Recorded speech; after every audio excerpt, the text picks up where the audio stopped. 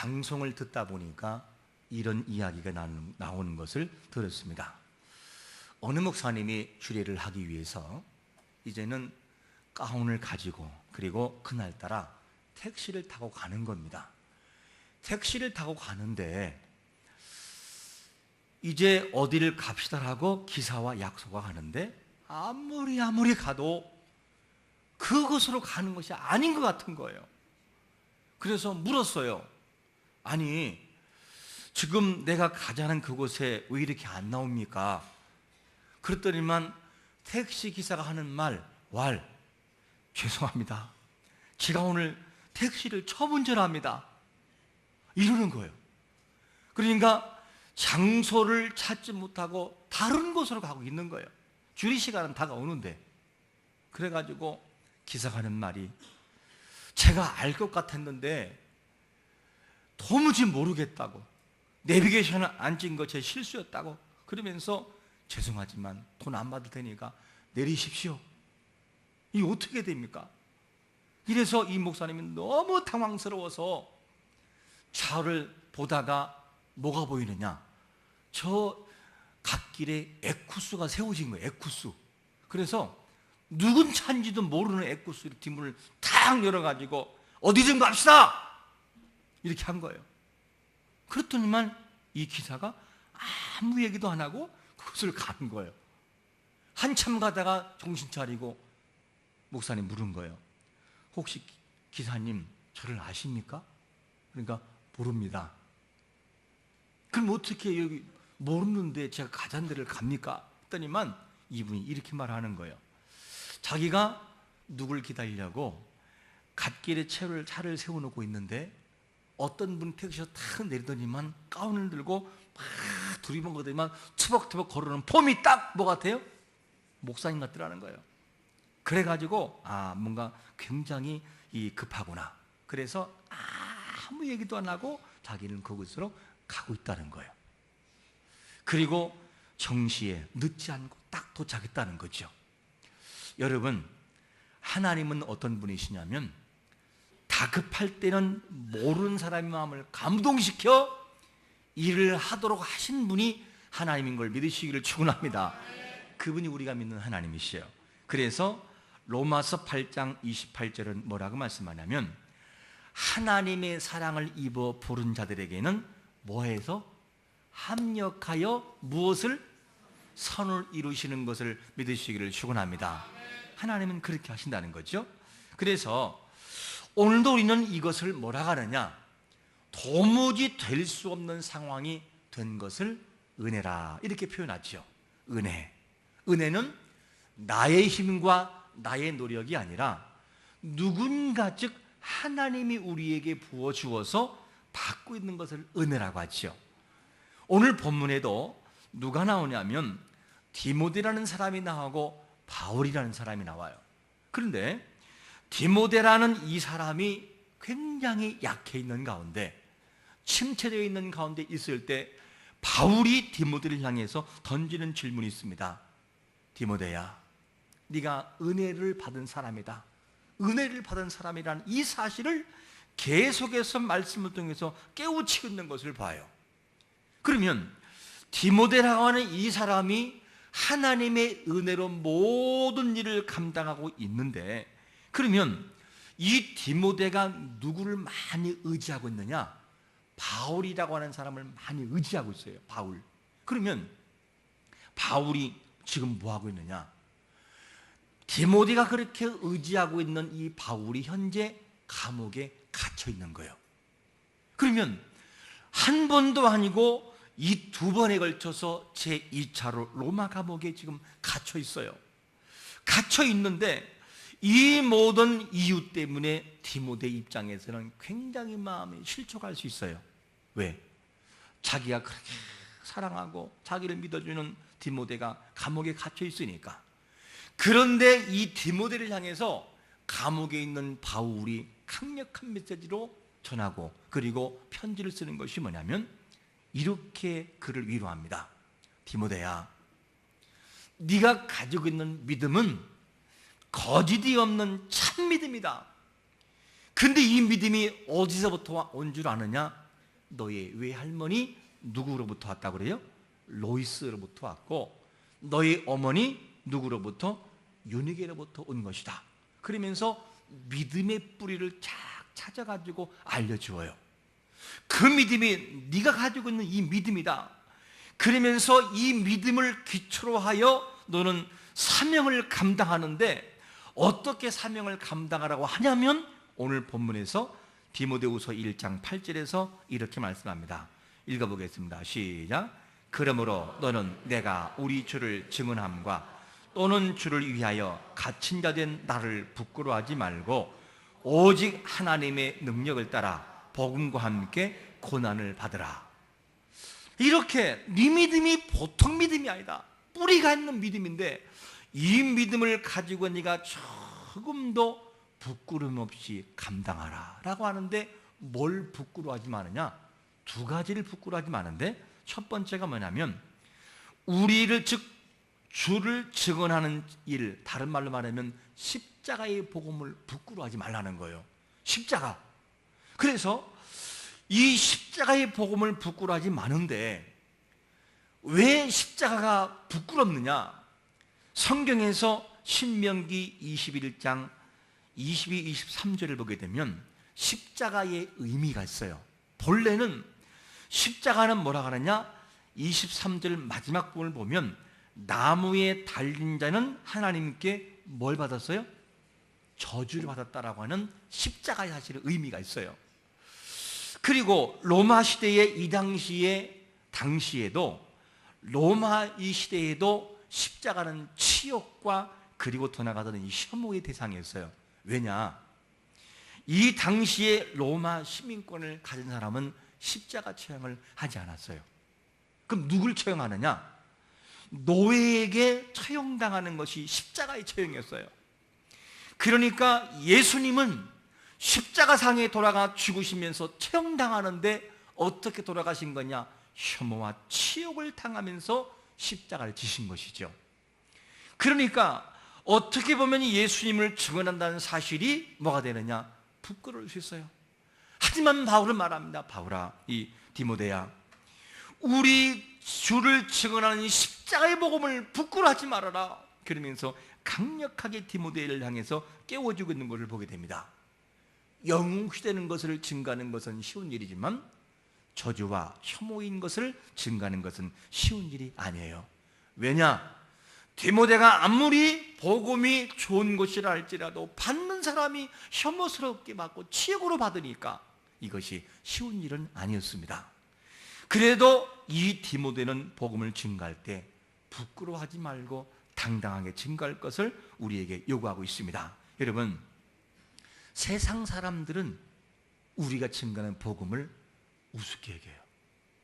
우리가 증가하는 복음을 듣는 사람도 있어서 바로 돌아오지만, 복음을 증가하면 사람들이 말을 해요.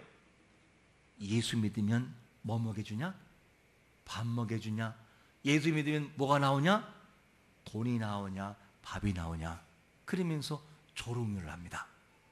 우리는 이 예수를 증거합니다. 그런데 성경은 뭐라고 말씀하냐면, 성경은 우리에게 이 예수의 복음, 십자가가 이런 분이라는 거예요. 요한복음 14장 6절은 이렇게 말씀합니다. 시작. 예수께서 이르시되 내가 곧 길이요 진리요 생명이니 나로 말미암지 않고는 아버지께로 올 자가 없느니라. 여러분, 세상이 조롱하는 그 예수 그리스도 그분 앞에 생명이 있음을 믿으시기를 축원합니다. 그러니까 우리는 복음을 부끄러워할 필요 없다는 거예요. 왜? 사람들이 몰라주어도 십자가의 그 복음의 원 본질 속에는 뭐가 있느냐? 생명이라는 거예요. 그러니까 부끄러워할 이유가 없어요. 사람들이 뭐라 하게도 부끄러워할 이유가 없어요. 그뿐인가요? 십자가의 복음 속에는 달린 것이 뭐냐? 요한복음 5장 24절에 보니까 내가 진실로 진실로 너희에게 이르노니 내 말을 듣고 또 나 보내신 자를 믿는 자는 영생 얻었고 심판에 이르지 아니하나니 사망에서 무엇으로? 생명으로 옮겼다는 거예요. 그러니까 십자가의 복음은 뭐냐? 사망을 생명으로 바꾸는 것이 십자가의 복음인 걸 믿으시기를 축원합니다. 그러니까 얘들아, 디모데야, 너 힘들거려워도 이 십자가 복음을 부끄러워하지 마. 부끄러워하지 말고 당당히 증거하라. 이것을 약해 있는 디모데에게 전해주고 있습니다. 그 두 번째 또 뭘 부끄러워하지 마느냐? 8절 이 중반절에 보니까 주를 위하여 갇힌 누구를? 나를 부끄러워하지 말라. 무슨 말이죠? 지금 바울은 감옥에 지금 갇혀 있어요. 감옥에 갇혀 있는데 디모데가 그거를 바라보면 마음에 실망할 수가 있어요. 그런데 디모데야, 내가 지금 감옥에 갇혀 있는 거 있잖아. 이거 부끄러워하지 마라. 부끄러워하지 마. 바울은 지금 복음을 위해서 일하다가 대적자들에게 미움받아 감옥에 갇혀 있어요. 우리는 종종 이런 것 때문에 우리 믿음이 휘청할 때가 있어요. 왜? 예수를 잘 믿는 사람인데 고난이 있을까? 왜 예수를 잘 믿는 저 사람에게 저런 고통이 있을까? 이러면 우리는 질문하면서 스스로가 답을 찾지 못해서 휘청할 때가 있어요. 그럼 우리는 이렇게 질문해 봐야 돼요. 1866년도에 토마스 선교사가 조선의 복음화를 위해서 1차 그리고 제2차에 걸쳐서 들어옵니다.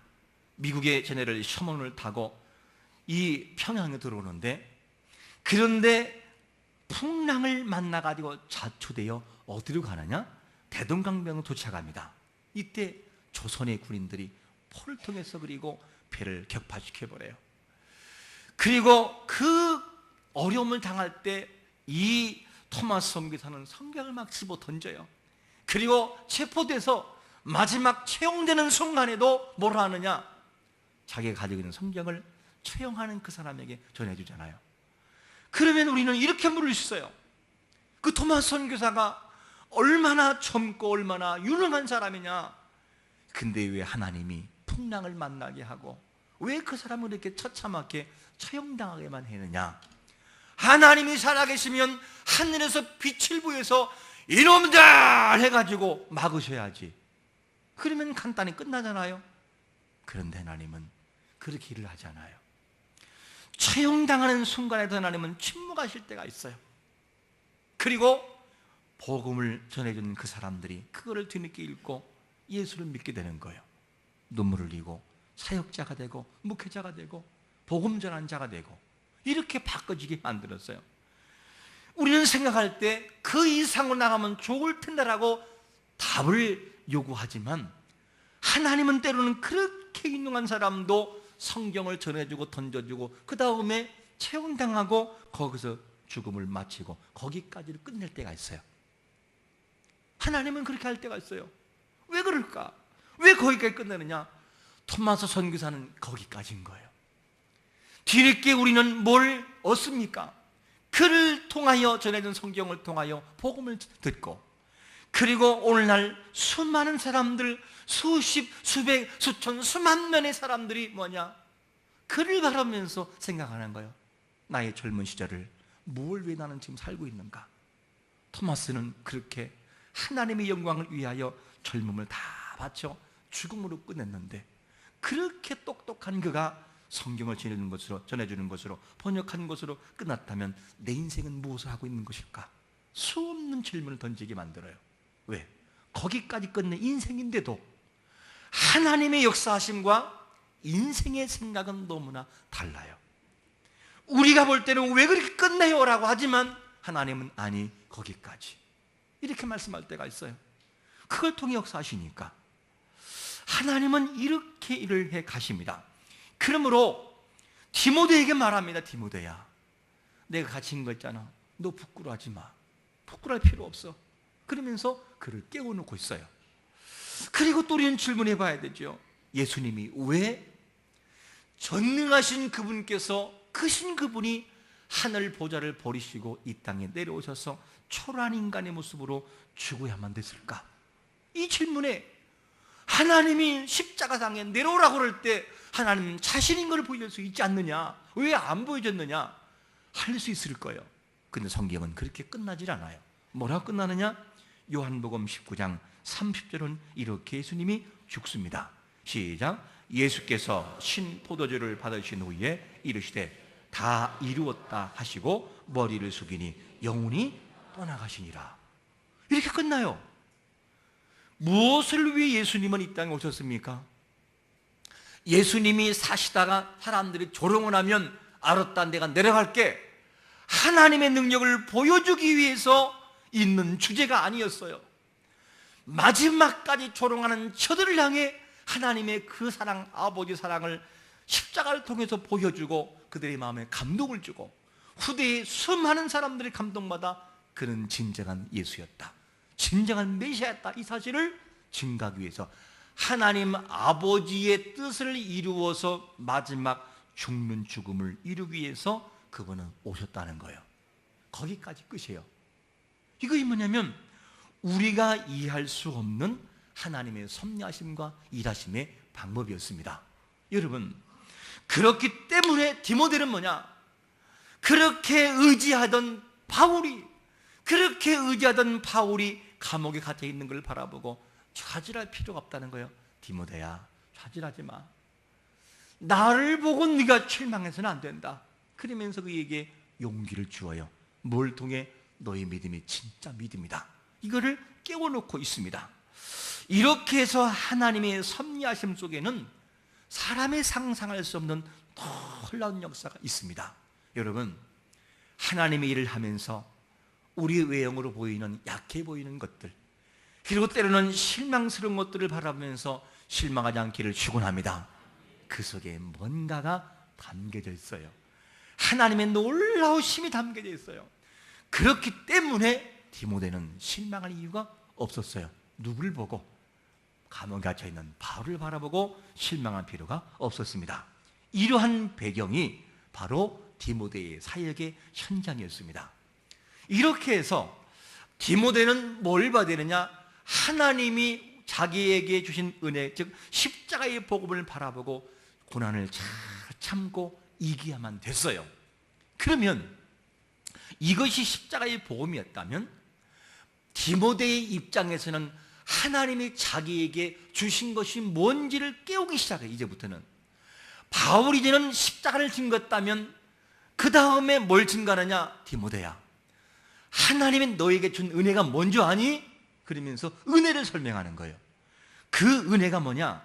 디모데후서 1장 9절은 이렇게 소개합니다. 시작. 하나님이 우리를 구원하사 거룩하신 소명으로 부르심은 우리의 행위대로 하심이 아니요 오직 자기의 뜻과 영원전부터 그리스도 예수 안에서 우리에게 주신 은혜대로 하심이라.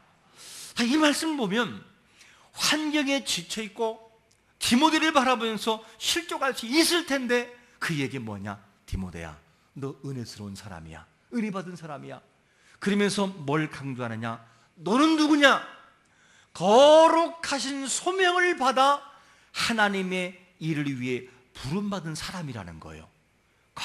거룩하신 소명, 다른 말로 말하면 무슨 말입니까? 네가 부족한 사람이지만 그렇게 많은 사람 중에서를 뽑아 하나님이 불러 그 현장에 세운 것이 바로 너라는 거예요. 이거를 깨우쳐주고 있어요.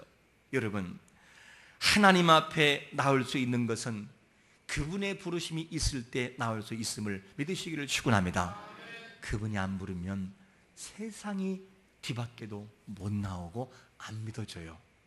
이거를 바라볼 때 우리 자신들이 주님 앞에 나와 예배하는 거, 이 자체가 감동이에요. 감동. 이 자체가 구원받은 증표라는 사실이죠. 여러분, 예배를 감동으로 드리시기를 축원합니다. 이게 감동이라는 거예요. 우리를 불렀으니까. 그래서 하나님의 부르심이 없이는 나갈 수 없다는 사실이 뭘 보면 알 수 있느냐? 로마서 9장 16절은 이렇게 소개합니다. 시작. 그런즉 원하는 자로 말미암도 아니요 다른 박질하는 자로 말미암도 아니요 오직 긍휼히 여기시는 하나님으로. 할렐루야. 야, 하나님의 은혜가 아니면 우리는 예수 못 믿는다는 걸. 하나님이 부르지 않으면 거룩한 소명이 아니고서는 절대로 그분의 일을 감당할 수 없다는 거예요. 이거를 바라볼 때 그렇구나, 내가 예수 믿고 내가 주 앞에 나오는 거 거룩한 소명 따라 부름받은 감사의 조건이었구나, 이 사실을 알게 되는 거죠. 그러니까 디모데가 정말 낙심중에 있을 때에 뭘 보느냐? 그렇구나, 나를 부르신 이가 내가 아니라 나를 거룩한 조명으로 부르신 이가 하나님이었구나. 이거를 알고 네 사역을 계속 이어서 나가라는 거예요. 이것을 감옥에 있는 바울이 디모데에게 설명해 주고 있습니다. 그렇기 때문에 이 은혜는 어쩌다 생긴 은혜가 아니라는 거예요. 일을 하다 보니까 생긴 은혜가 아니라 9절 이 중반절에 보니까 뭐라고 말씀하냐면 오직 자기의 뜻과 영원 전부터 누구 안에서? 그리스도 예수 안에서 우리에게 주신 은혜대로 하심이라는 거예요. 이 말씀을 종합해 보면 디모데야, 너를 하나님이 거룩한 부르심으로 불렀어. 이 부르심은 어쩌다 분 부름이 아니라 영원 전부터 너를 사랑해서, 너를 기획해서, 너를 아껴서 부르신 하나님의 은혜가 있단다. 이거를 보게 하고 있어요. 그러니까 사람이 회복이 되려면 어떻게 하면 회복되느냐? 현재의 위치에서 하나님을 향하여 깊이 들어가는 은혜를 느끼고 알수록 사람의 감동으로 변하기 시작을 해요. 모를 때는 은혜가 떨어지는데, 야, 그것이 하나님의 은혜였구나. 나를 부르시되 거룩한 부르심은 어쩌다 생긴 부르심이 아니라 영원전부터 하나님이 계획했던 놀라운 계획이었구나. 이 사실을 깨우쳐주고 있어요. 그러니까 하나님의 부르심에는 무엇이 있느냐? 하나님의 뜻이 담겨져 있고, 하나님의 부르심에는 뭐가 있습니까? 하나님의 일하심에는 하나님의 그 마음이 담겨져 있어요. 그러므로 여러분, 하나님을 믿고자 나온 여러분들의 마음과 모든 계획과 뜻 속에는 하나님의 뜻과 의가 함께 굴러가고 있음을 믿으시기를 축원합니다. 그래서 힘들고 어려울 때 기억해야 돼요. 나는 지금 나 홀로 있는 것이 아니라 하나님이 나를 통하여 지금도 뭔가를 이루어가고 있다. 그분의 뜻이 있고 계획이 있고 그분의 일하심이 있지. 나는 이렇게 살아서는 안 되지. 그러면서 하나님 마음을 충분히 알고 뜻 가운데 살아가는 것이 뭐냐? 우리가 해야 할 모습이라는 거죠. 이렇게 살아가라는 거예요. 그러면 여러분, 이곳에 계신 모든 분들은 사람이 부른 것이 아니라 누가 부르느냐? 요한복음 1장 13절에 보니까 이렇게 말씀해요. 이는 혈통으로나 육종으로나 사람의 뜻으로 나지 아니하고 오직 누구로부터? 하나님께 난 것을 믿으시기를 축원합니다. 감동이잖아요, 감동. 와, 하나님 우리를 부르셨구나. 이것이 뭐냐? 디모데가 알아야 할 것이었고 우리가 할 거예요. 이 마음을 가지고 살아가는 인생에게는 절망감이 없다는 거예요. 약함이 없고. 그래서 위에 드린 말씀을 쭉 종합해보면 이렇게 전개되셨어요. 디모데야, 힘든 상황이 있고 고난이 있지. 그래도 너희 믿음은 진짜 믿음이란다. 그 믿음은 어디서 왔느냐? 너의 외할머니, 너의 어머니로부터 온 진짜 믿음이야. 너는 그 믿음을 가지고 고난을 잘 참고 견디고 이겨야 돼. 또한 아무리 힘들고 어려워도 우리의 증거는, 즉 십자가를 부끄러워하지 말고 나를 부끄러워하지 말아라. 그리고 내가 갇힌 걸 부끄러워하지 말고 그렇게 살아가라. 왜냐하면 우리를 부르심은 거룩한 부르심, 하나님의 작정하신 부름 속에서 우리를 부르신 부르심이고, 그 하나님의 계획 속에는 계획은 영원 전부터 있었던 놀라운 계획이었다. 이것이 위에서 종합으로 정리한 내용이었어요. 그러면 이것이 아무리 사실적이라 할지라도 십자가의 복음과 우리를 사랑하는 예수님의 사랑하심과 우리를 끝까지 책임지는 그 하나님의 은혜가 아무리 사실적이라 할지라도 그 사실을 믿지 못하면 나와 아무런 상관이 없다는 거예요. 그래서 마치 고린도전서 1장 18절을 이렇게 말씀합니다. 십자가의 도가 멸망하는 자들에게는 뭐라고요? 미련하다는 거예요. 그런데 구원을 받는 우리에게는 뭐라고요? 하나님의 능력이라는 거예요. 구원을 받는 자들에게만 능력이에요. 다른 말로 말하면 십자가의 복음이 나의 것으로 인정하고 나의 사건으로 믿고 그분의 돌아가심과 죽으심이 나와 함께했던 사건으로 믿는, 그 사건을 믿는 사람들에게는 능력이라는 거예요.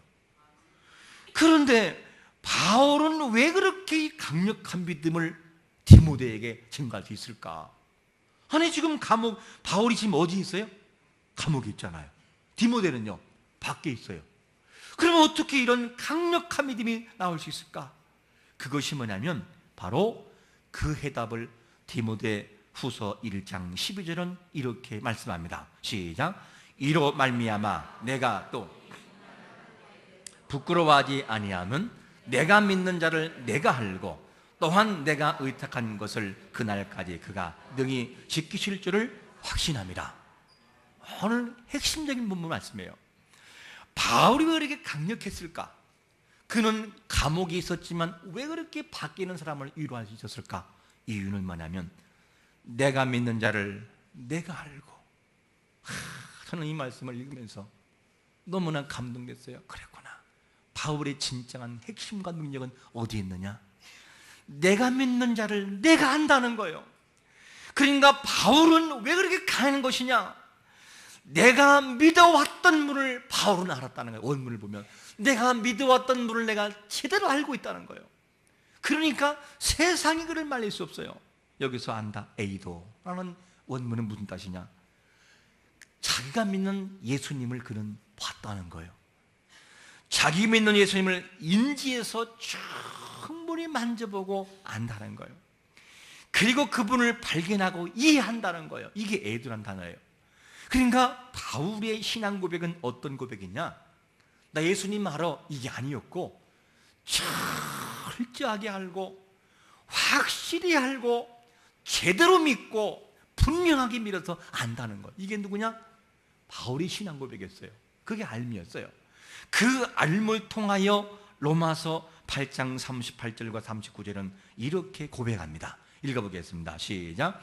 내가 확신하노니 사망이나 생명이나 천사들이나 권세자들이나 현재일이나 장래일이나 능력이나 높음이나 깊음이나 다른 어떤 피조물이라도 우리를 우리 주 그리스도 예수 안에 있는 하나님의 사랑에서 끊을 수 없으리라. 할렐루야.